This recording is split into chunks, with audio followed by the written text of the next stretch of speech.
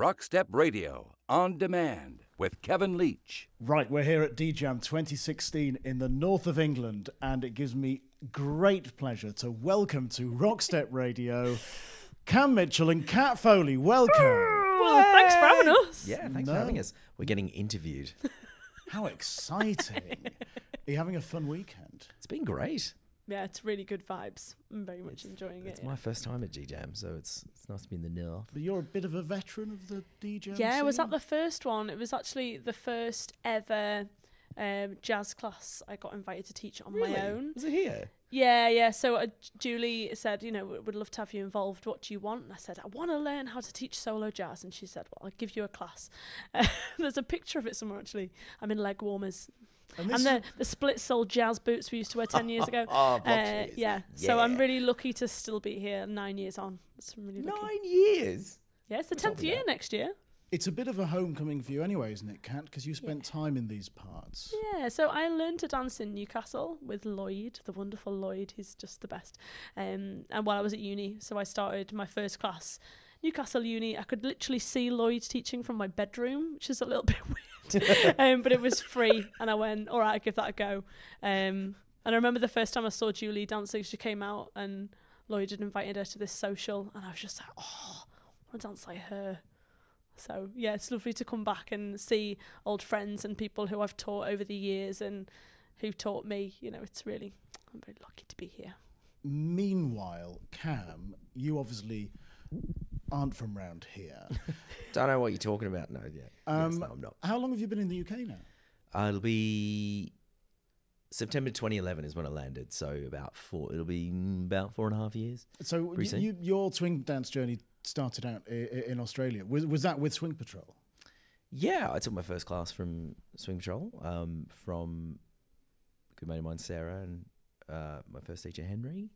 And then because I definitely didn't dance before that. I was kind of I don't do this. So yeah, I took like a class and then went back the next week, and then I was hooked. And that was a very long time ago. So Scotty came over here and you came over here. Are the two events linked at all? Not at all. Scott came over, like he told me a couple of, maybe somewhere in the previous year before he came over, he was like, I'm going to London. I was like, all right, cool. Well done. That's a huge move. And credit to him, he came over and did his thing, and it was great. And my old dance partner, Loz Yee, decided she just wanted something different, came over, and she was like, you should come. And no one really thought I would come, and to be honest, I wasn't sure if I would come either. And then I just didn't really like my job, and I was single, and yeah, I thought, why not? I didn't own a house or anything, so I was like, yeah, I'll come over. I might go for 6 months. I've done that classic thing of assuming, well, you're from Australia, Scotty's from Australia. You clearly were. Did you work together over there? Did you know each other? Scott, yeah, I've known Scott for probably about 13 years. Showing your age, Cam. So I'm right. After all, Kat, I'm right, aren't I? Everybody in Australia knows each other. That's what we. Yeah, it's a really small country. Every single 20 millionth of them, or it's probably 25 now. So how did this partnership come about then? How did Cat and Cam come to be? Well, I've had a dance crush on Cam for a really long time. You say this on camera? Yeah, no, this is kind of like one of my confessions. Yeah, so I think when you just moved over, me and Alex had gone to compete at something in London, and Cam and Loz were there and just threw down, and me and Alex were like, whoa, we want that. What was that? Swing for the Crown. Right? It's a really long time ago. I got invited to Swing Revolution in Leeds 2 years ago, I think, and they were like, bring whoever you like, and that's such a luxury. I was like, ooh, I had to pick a leader, and I was like, who's really great? I was like, Cam's really great. If I offer him a job, he has to come. So it was kind of like the most ridiculous weekend of our lives, because I guess we talked about classes for about an hour. We'd social danced a bit. We jumped into the first lesson, and it was like butterflies and rainbows. It was kind of the easiest thing ever. It was really weird because we'd obviously both been in, I guess, quite long-running partnerships before that. And, Loz had gone back because her visa had run out to Australia. And, I hadn't done a lot, I guess, in the year since Loz had left. And Kat was like, do you want to do a gig? I'm like, yeah, of course I do. And then we got in there and was like, wonder how this is going to go. You know, it's probably going to take a bit of time to get kicking. And then it took about 15 minutes. Yeah. And it's really hard to explain like how much it was just we got the sense of humor right, and because we're both idiots. Yeah. And it just clicked. It really did. There and then basically at that gig we got hired for another gig, and at the next gig we got hired for 2 more gigs, and then we were like, and we still don't have a website, we still aren't like, we're not really accepting that this is like a professional thing. We're like, no, I mean, can we just dance sometimes, I guess, together? You've never sat down and decided we are doing this as a partnership. It's no, you're just here. I've got commitment issues, man. Like, yeah. No, I mean, like, I think we're onto a good thing. No, and like it works, and we're reasonably committed to continuing to make it work. Yeah, I think the whole exclusivity thing's a bit too much. I think for either of us, it's like, wait, you can't see other people. It's more like, you know, I do gigs with other folks as well, and Cat does too, and that's great. I think that makes us better teachers and dancers. Yeah. And so one of my questions was going to be how do you find the right dance partner then? But is it really just about, you know, when it happens, it's like falling in love, isn't it? When it happens, it happens. And you just know. Yeah. It's such a difficult thing because it can be so much. You have to find that combination between a dance connection, like physical connection that works and makes sense. Then you have to combine that with a kind of similar set of goals, a kind of wish for your life and your lifestyle and how you train and when you train. And then you have to make sure that you can get along and have a laugh and it feels like fun. And we're very lucky that happened to match. Absolutely. And I think as much as it's not a romantic relationship, the parallels sometimes can be similar. So in terms of, you know, we hang out a lot more with each other a lot of the time than we probably get the chance to hang out with, like, you know, I get to hang out with my girlfriend, Kat gets to hang out with her boyfriend. And I think whilst it's not that kind of thing, that you've got to be good mates otherwise. Yeah. So I think it just happened that we're both giant idiots, which helps. But also in the dance partner sense, I guess for me, it was like I just wanted to work with someone who was kind of on board with what I dug, and teaching wise, like, you know, Kat's been teaching forever, I've been teaching forever, and that was really nice to work with. It didn't feel like we needed to catch each other up or anything. It was just like, what do you dig? Okay, sweet. I don't think we've ever actually sat down and said, how do we make this work? Like, how can we do this so that it works? We don't have to. It just doesn't work. It's magic. I mean, maybe the day will come. Weird at the moment. One day. Yeah. So tomorrow. When do you have your first? It's like, when you're in a relationship and you have your first big fight. Like, how do you deal with that? Yeah. We're still waiting for that. So maybe we just won't do it tomorrow. It could be here. We could witness it here. Here's the thing, right Cam. Now, an exclusive. It's your face. Look, There's I'm a big. Not now. So, I mean, you don't take yourselves too seriously. You know, you're very clear. No. You're very clear about that. But you have to take something seriously, don't you? You know, and absolutely. You must spend a lot of time working on your dancing and having kind of serious discussions and putting the hours in. You know, it's not an accident, is it, that you're excellent dancers both individually and together? Yeah, I mean, I think that the way that me and Cam work is very much upon a kind of mutual respect system, because we both have, I mean, I have 10.5 years behind me, and we don't talk about that because Cam feels old, but lol. But we have so 15. Many years that, and obviously we've both explored so many different styles, that we're very, I think, mutually open to, if the other is like, I had this crazy idea, I'm like, I'm going to be on board with that. I think that's the thing. I mean, we've both been around the block a couple of times and seen a lot of trends come and go, and as old manny as that sounds, it's like I guess we're quite comfortable in our skin, a little bit. So that makes it a lot easier. And I think that really the big thing that we've done is we've tried to figure out what our commonalities are and what we want to portray, because I think it's really important for us that what we show as in our performances and our competitions reflects how we are in class, because really that's it's something that can sometimes be lacking. You can make your performances look too serious, and then when people take a class and you're like, wee, it feels discoloured. So that's something that we really work on, is what can we teach that shows how we are, and how can we perform that shows how we are, and have that all be congruous. So there's some continuity in that Cat and Cam brand that doesn't even have a website yet. Coming soon. You've got the domain, right? I don't think we do, actually. Come on, we've got business. We just got business cards. I made business two cards. Years down the line. I was like, right, we're going to do it. We're going to have our names on a piece of paper. Let's make it real. And a photo in it. Yeah. I can't remember what I was going to say, so I'll just cut that bit out. Tell me about your priority in terms of, is it teaching or competing, or do the two go hand in hand, or is it both, or what?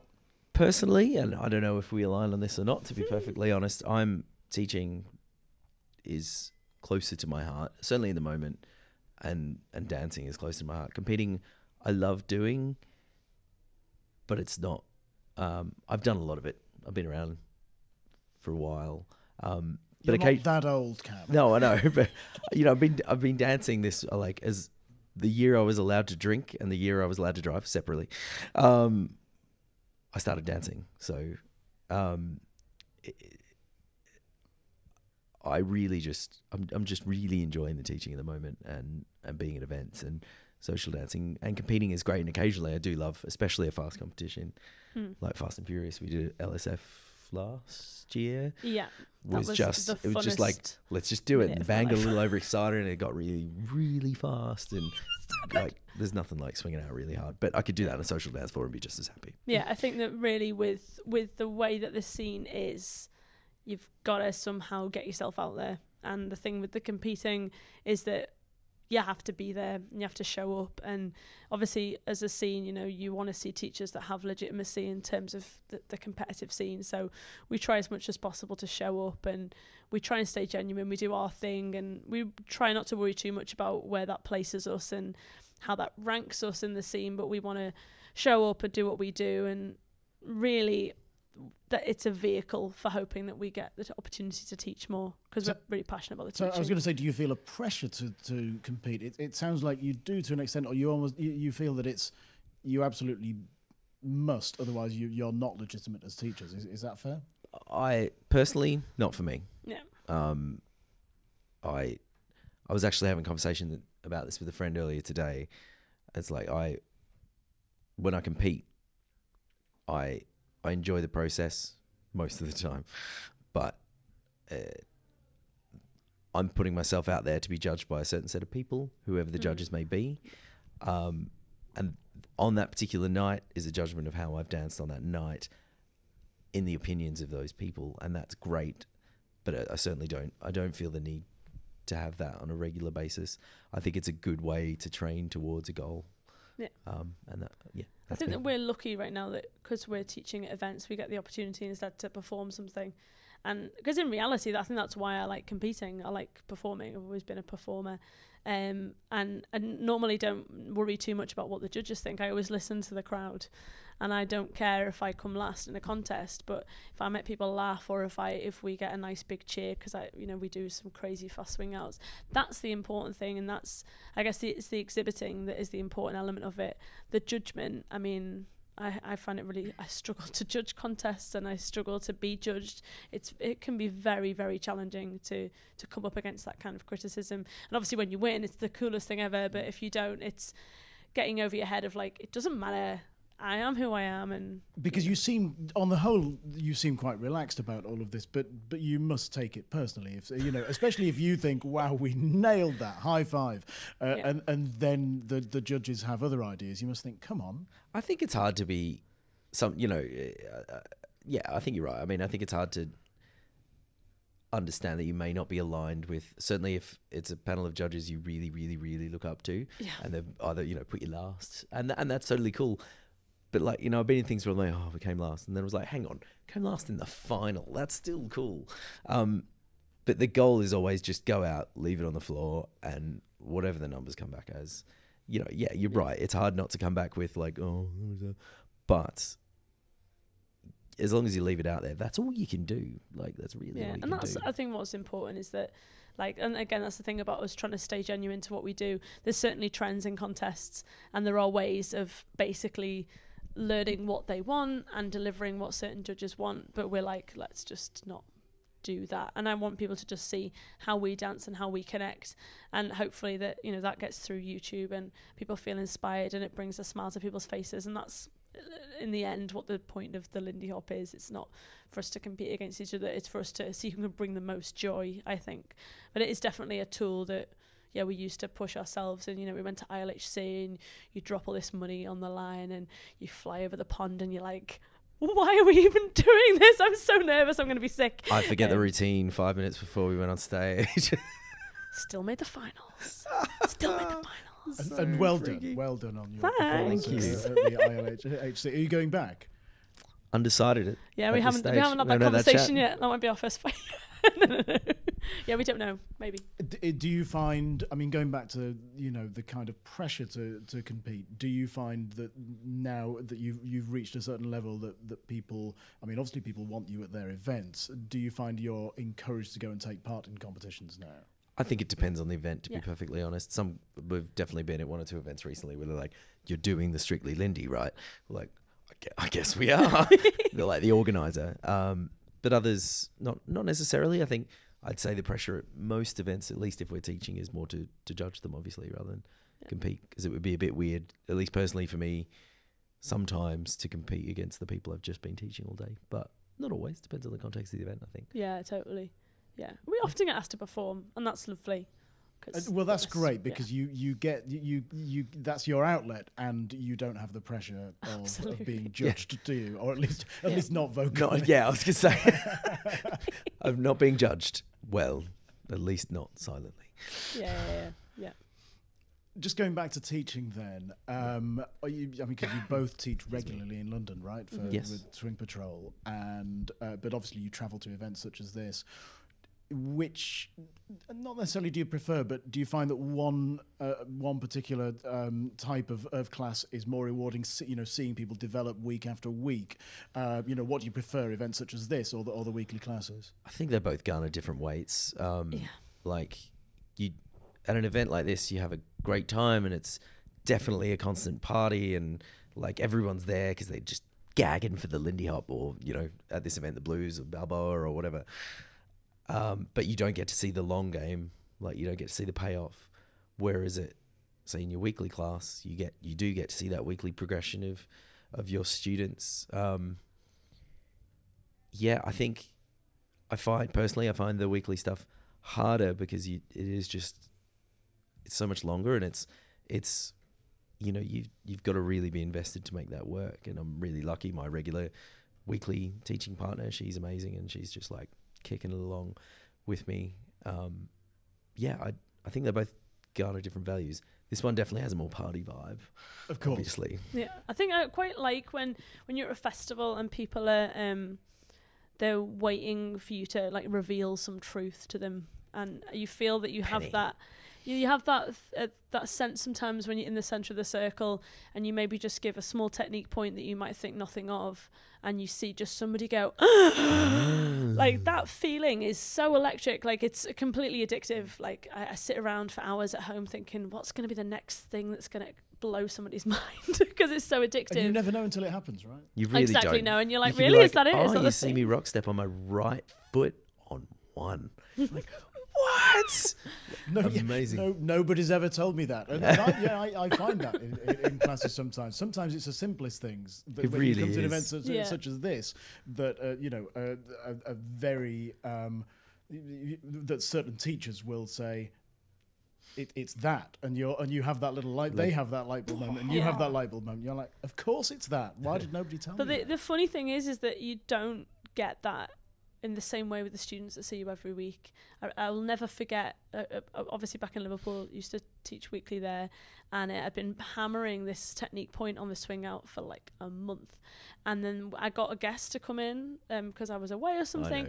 And he basically he told them the same thing. I think even I'd maybe taught him at some point down the line.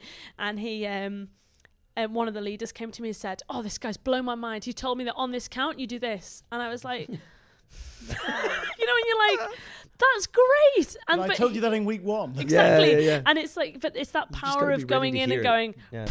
there's the thing, and I can run away. But equally, like, that's the addictive, that's the kind of candy. But it's very exhausting, because I teach a lot of classes week on week, being like, hey, so this is a Lindy Hop class, and you have to start from grassroots day one, like, here it is our Rockstep.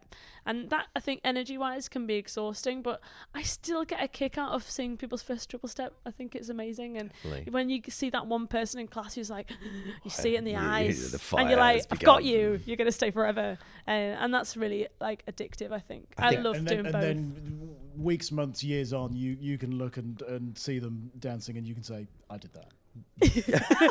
You belong to me. You now. belong to me. I think I do like seeing, though, my regular students. Like, I like seeing the two worlds collide. So, like, say we were teaching a Lindy Shark recently, and it was all a bit intense, because we were just like, it's Lindy Shark, and then like bucket loads of each of our students, but not just our students. They they learn from lots of people. But I think that's the thing, like, especially students you maybe knew when they in their first 6 months of classes, who are then starting to, like, really go out and invest lots of time and energy, and just you can see them just losing their minds with the drug that is this ridiculous and that's the other dance. thing about, particularly for this event, for me, is that there's so many people from the north that I've taught, who've taught people to teach people, and I feel like a bit of a granny here, because I've got all my Scousers here, and Of course, we haven't so talked many- about Mersey Swing, but I mean, that's your legacy right there, isn't it? yeah, and I'm really lucky, and there's such an amazing, like, group of people, and a really solid community, and so supportive, and like, a lot of the Newcastle crowd are here, and I mean, I helped with Julie's first Newcastle classes, so some of those people were my students, and being very involved in Leeds, and kind of looking around and being like, oh, I'm like a great granny. I mean, and you don't get that. We go to teach at a fancy event in Budapest, but we are just there for that one weekend. We don't have that same legacy and that feeling of continuity, which is, like, completely infectious in the north. I love it. I come home and I'm like, my family. It's really lovely. And there was us thinking you'd sold out to London town. I know. You've sold out, man. You used to be different, man. Whenever I'm, like, at an event and they're like, oh, so what, where are you from? And I say Liverpool, they say, no, which country? And I say, no, Liverpool. It is its own little world. Like, can you please announce me as being from Liverpool? Yes, please. Of course. Listen, it's been a great pleasure to talk to you and see you here at DJam. We'll see you next year, hopefully. Yeah, we hope. Cat and Cam, thanks for talking to us today on Rockstep Radio. Thank you. Thank you. For more on-demand content from Rockstep Radio, go to rockstepradio.com.